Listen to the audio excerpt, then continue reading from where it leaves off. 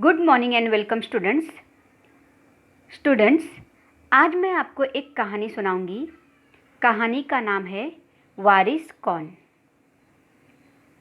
और इस कहानी को लिखा है विभा रानी जी ने। वारिस का अर्थ है उत्तराधिकारी, अर्थात अपने पिता के सत्ता कामकाज को संभालना, उनके उपरांत उनके सत्ता की देखभाल करना। स्टूडेंट्स, इस कहानी के जरिए हम सीखेंगे कि जो अपने बुद्धि के बल पर समय का सदुपयोग करके आगे बढ़ता है, वही अपने जीवन में सफल बन पाता है।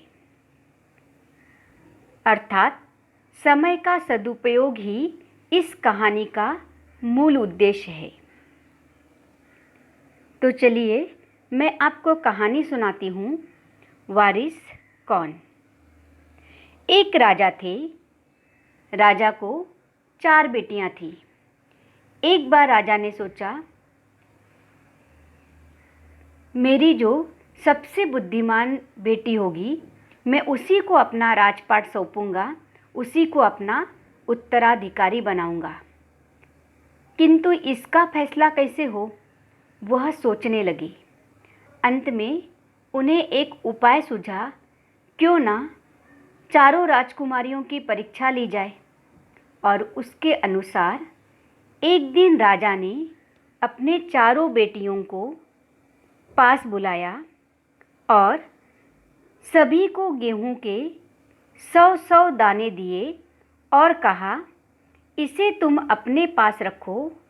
5 साल के उपरांत जब मैं ये गेहूं के दाने मांगूंगा, तब तुम सब मुझे वापस कर देना। गेहूं के दाने लेकर चारों बहनें अपने अपने कमरे में लौट आई। बड़ी बहन ने सोचा, आज से 5 साल बाद पिताजी को गेहूं के दानों की याद रहेगी क्या? और अगर याद रही भी तो क्या हुआ, मैं भंडार घर से लेकर उन्हें दे दूंगी। यह सोचकर बड़ी बहन ने गेहूं के दानों को खिड़की के बाहर फेंक दिया। दूसरी बहन ने दानों को चांदी के एक डिब्बे में डालकर उसे मखमल के थैले में बंद करके सुरक्षा से अपने संदूकची अर्थात पेटी में डाल दिया। सोचा, 5 साल बाद जब पिताजी ये दाने मांगेंगे, तब उन्हें वापस कर दूंगी। अनाज कहीं 5 साल तक बंद करके डिब्बे में रखने से वो जैसे का वैसा तो नहीं रहेगा बच्चों, वो तो खराब हो जाएगा। किंतु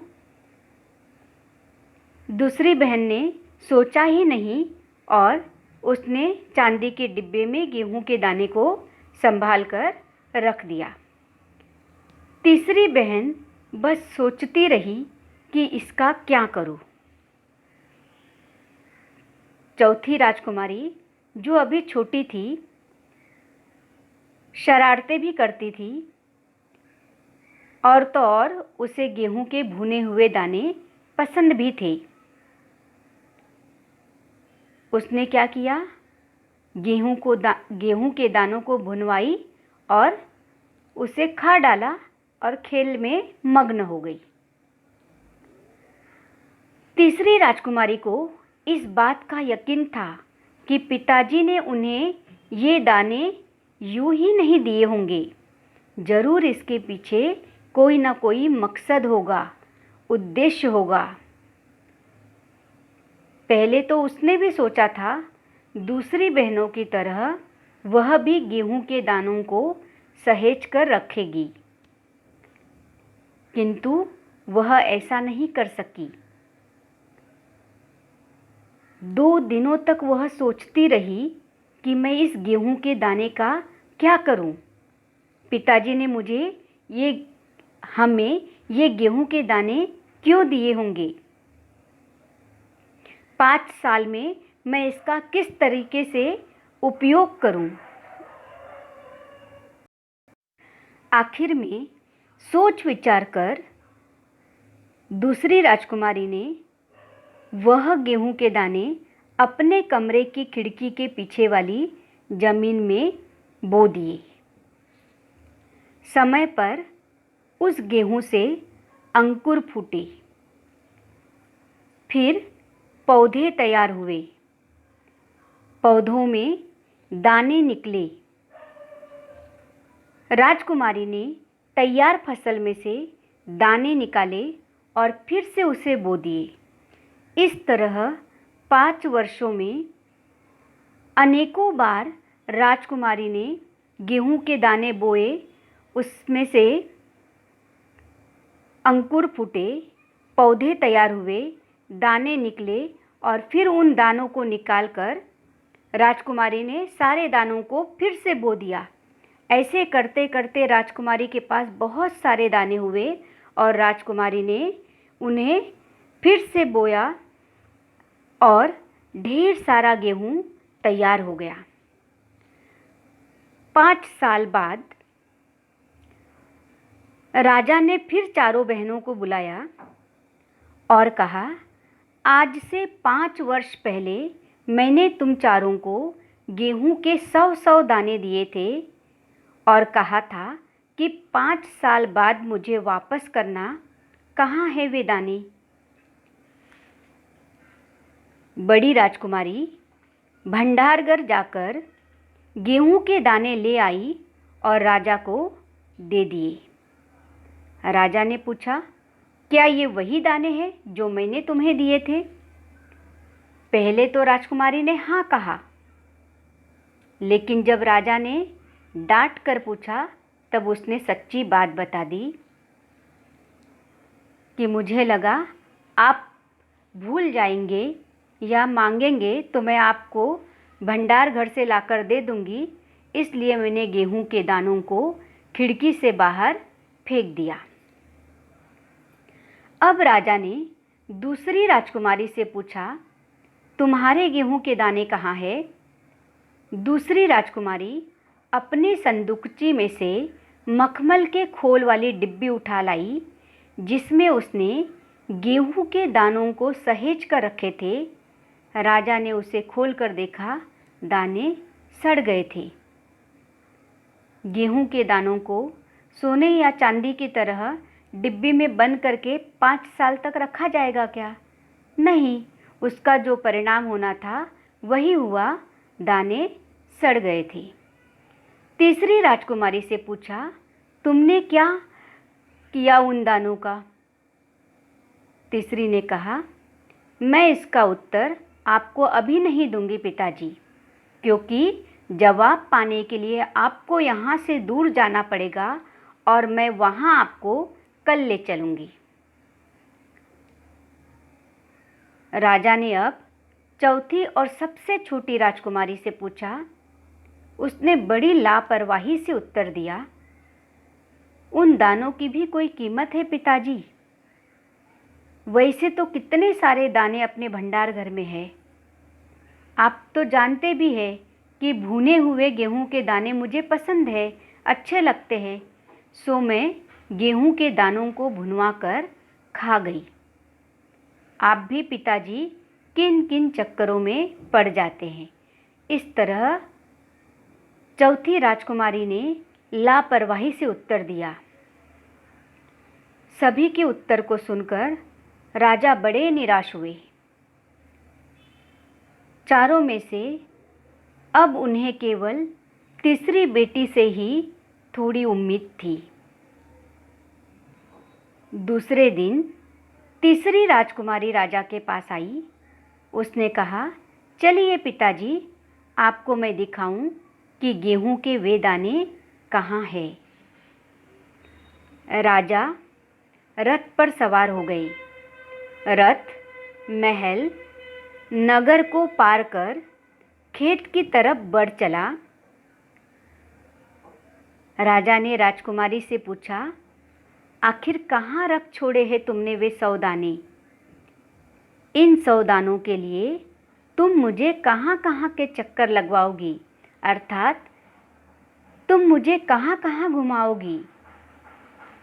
नगर पीछे छूट गया था, गांव आ चुका था, अब खेत की तरफ आ चुके थे। तब तक रथ एक हरे भरे खेत के सामने आकर रुक गया। राजा ने देखा, सामने बहुत बड़े खेत में गेहूं की फसल थी। उसकी बालियां हवा में झूम रही थी, जैसे राजा को कोई खुशी भरा गीत सुना रही हो। राजा ने हैरानी से राजकुमारी की ओर देखा। राजकुमारी ने कहा, पिताजी, ये है वे 100 दाने जो आज लाखों लाख दानों के रूप में आपके सामने हैं। मैंने उन दानों को बोकर इतनी अधिक फसल तैयार की है। तीसरी राजकुमारी की सूझबूझ से राजा का मन प्रसन्न हो गया। राजा खुश हुए और राजा ने राजकुमारी को अपने गले लगा लिया और कहा, अब मैं निश्चिंत हो गया। तुम ही मेरे राज्य की उत्तराधिकारी हो, तुम ही मेरे राज्य की वारिस हो। इस प्रकार इस कहानी के माध्यम से विभा रानी जी ने कहा है कि हमें उत्तम फल प्राप्त करने के लिए समय और साधनों का सदुपयोग करना चाहिए। जिस प्रकार तीसरी राजकुमारी ने सोचा समझा, 2-3 दिन का वक्त लिया और गेहूं के दानों को रख कर तो कोई फायदा होने वाला नहीं था, इसके लिए उसने गेहूं के दानों को बो दिया और उससे लाखों लाख दाने तैयार हो चुके थे। इस प्रकार की दूरदृष्टि होने से भी वह सफल हुई और समय का सदुपयोग करके भी। जो इस तरह समय का सदुपयोग करता है स्टूडेंट्स, वही जीवन में सफल होते हैं। उम्मीद है स्टूडेंट्स आपको कहानी अच्छी लगी होगी और समझ में भी आई होगी।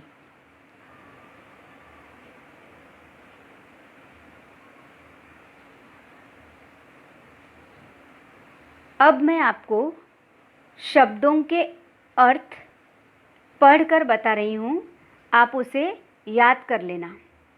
वारिस का अर्थ है उत्तराधिकारी, राजपाट अर्थात राजगद्दी, तनिक थोड़ा, सूझना अर्थात ध्यान में आना, यकीन विश्वास, मकसद का अर्थ है उद्देश्य, सहेजना संभालना, कड़क कर कठोर शब्दों में, संदूकची छोटा बॉक्स, खोल का अर्थ है आवरण या कवर। स्टूडेंट्स आपके टेक्स्ट बुक पेज नंबर 5 पर कुछ कृतियाँ दी है, वो आसान है, उसी में आप उत्तर लिख लेना और आप अपनी नोटबुक में जो आपने रफ बुक बनाई है उसमें स्वयं अध्ययन में बीरबल की बौद्धिक चतुराई की कहानी लिखना है। कोई भी एक कहानी आपको लिखनी है।